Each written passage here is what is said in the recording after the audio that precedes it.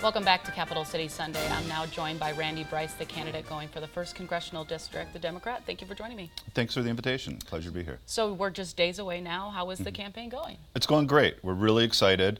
There's all kinds of enthusiasm on the ground, and people are excited to make a change and have this be one of the seats that we take back to regain control of Congress. And there's been a lot of ads out.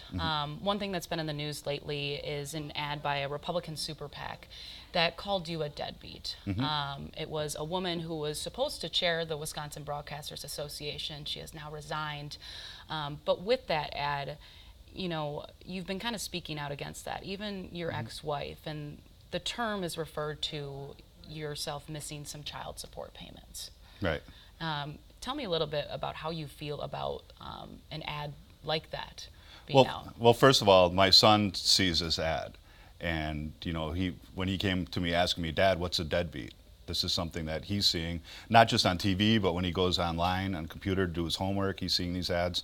And the thing is that after I divorced from his mom, I got laid off, and that put me behind as far as being able to keep current with child support. I contacted her. I let her know what was going on. She has family that's in the building trades. She understood. We were able to work through it. She didn't have a problem with it. Anything that he needed, we always put him first. And I'm thankful that, you know, his mom is the kind of person that we were able to work together and co-parent in a good way so that he's taken care of. I got a place after we divorced that's just a couple blocks away so that we could stay close. He has the same friends. He has whatever he needs. But we get along great now and have a good relationship. So to see the Republicans want to take this and turn it into an attack ad, it shows how low they're willing to go. And all this dark money coming in and spending millions of dollars and not having anything to show people what they're going to actually do, what they stand for. Do they have any ideas? It's just, you know, personal attacks on me. And I was taught when you're debating, once you resort to personal attacks, that's pretty much admitting that you're losing. So would you call the ad inappropriate? And I also want to ask, Nancy Douglas eventually resigned. Do you think that was the appropriate move? Yeah, I think the ad is totally out of line, very unneeded. It's not something that I would ever think about going after somebody I was running against. And as far as Nancy Douglas resigning, yes, I think that was the appropriate move. She was supposed to be the chair for the Wisconsin Broadcasters Association. Now they're going to be holding events. They're going to be sponsoring debates. And I mean, if it's supposed to be a nonpartisan group, to see her face in an attack ad against a Democrat running during one of those debates, I think would kind of send mixed messages. Another big topic, I think, in most races is health care and the protections for pre-existing conditions. It's kind of personal to yourself. Talk a little bit about that, and if you are elected in Congress, what are your moves? How do you get protections in place, even though right now people are protected in Wisconsin? How do you guarantee that? Well, for me, I mean, being a cancer survivor, it is a huge issue. My mom has MS. She was in our first video. My dad has Alzheimer's. Everybody knows somebody that has a pre-existing condition. And I think that's one of the most popular items about the ACA. We've had Republicans that have voted to repeal it without having any solution of their own, over 55 times.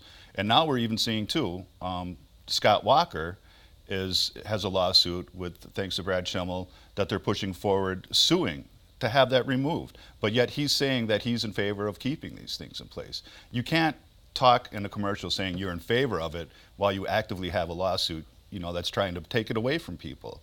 And we call on Brian Stile to say, you know, tell somebody in your party, if you really believe pre-existing conditions are something people deserve, like I do, tell Scott Walker to drop this lawsuit. You know, and if he can't stand up to Scott Walker, there's no way he's going to be able to stand up to Donald Trump in Washington, D.C.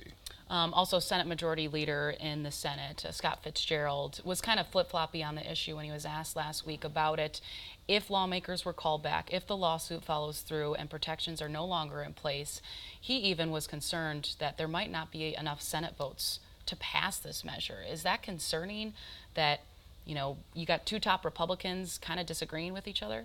Well, I would like to think that that means that one of them is looking at what we actually need instead of being told how to vote, which we're seeing too often these days. Republicans they tend to fall in line one behind the other to do whatever it is they're going to pass. I think the fact that he's saying he might not have enough votes would show the fact that it is definitely something that people want, and they're hesitant to come out now, especially now. And I think the biggest part is just the dishonesty when they're saying, people are saying that they're in favor of it, but so many even actually voted against it to remove it. Another thing that's recently happened in Wisconsin is ICE having a presence in the state. They recently arrested 83 people, and you support Mark Pocan's legislation to abolish ICE. Now, that measure is not supported by Nancy Pelosi or Chuck Schumer. If you were elected, how do you plan to push that measure forward? Well, right now, I mean, we're seeing that in addition to the 83 people that are rounded up, there were 4 that were taken out of Racine. And we're not targeting violent criminals. This isn't making our society safer by doing this, and they didn't let the local law enforcement know. They didn't follow the basic protocols that were put in place. ICE, now we have members of ICE, 19 members wrote a letter saying that we can't do our job. And it's time to look at what ICE is actually doing.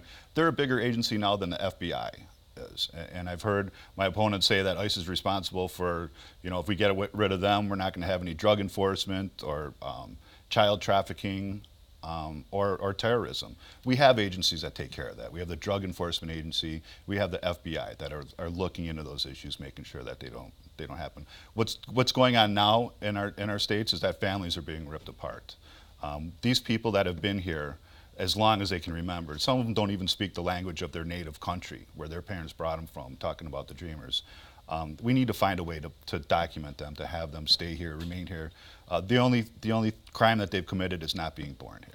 So even with Democratic leaders in Congress not supporting of abolishing ICE, you're still standing that if it was introduced, you would stand by abolishing the agency? I would, and I like to speak on my own. It's not falling in line with whatever party leadership would have to say, and I think that's something important when running for office, is that you listen to the people, to the community, and what's important to them, what issues are important to them. So. You're also airing an advertisement calling your opponent Brian Style Lion Brian. The Washington Post reviewed that advertisement and what was said in it, and actually gave it 3 Pinocchios against your ad.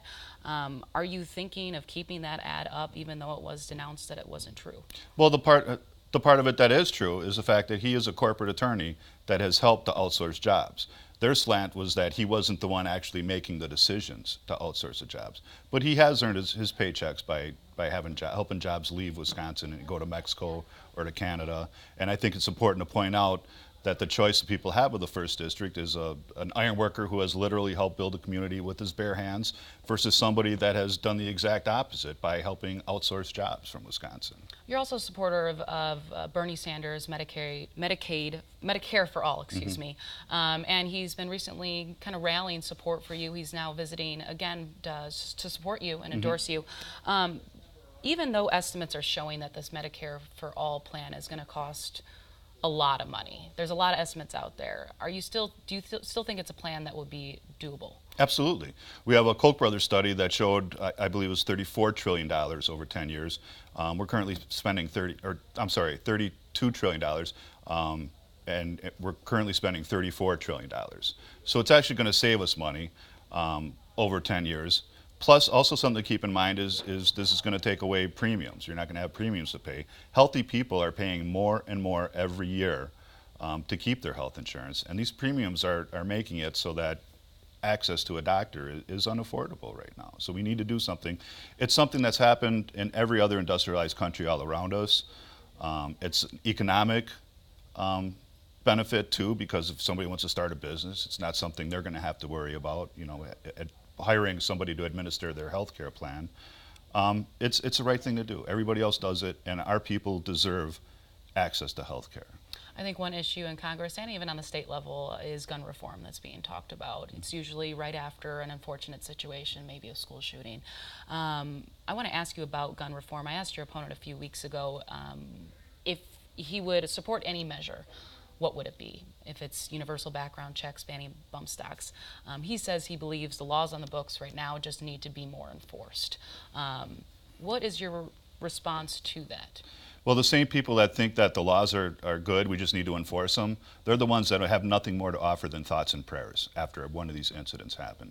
I'm a father. I don't want to, get a phone call that my son's school has been shot up, which could happen. We just had 2 fathers who lost children at the Parkland shooting come up to our headquarters earlier.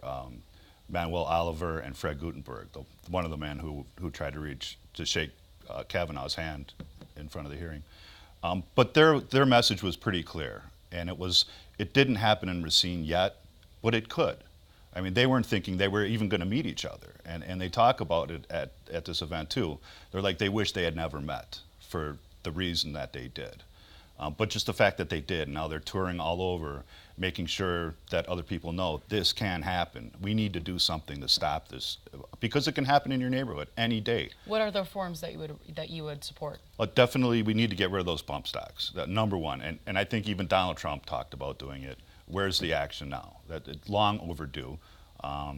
Get rid of bump stocks. We need background checks as well, because we need to make sure that people that buy weapons don't have a history that would have them pose a threat to our community. I'm a gun owner. I'm a veteran. I don't have a problem with people that own firearms, but it needs to be done in a responsible way, because we got to do something to stop our kids from getting massacred for going to school.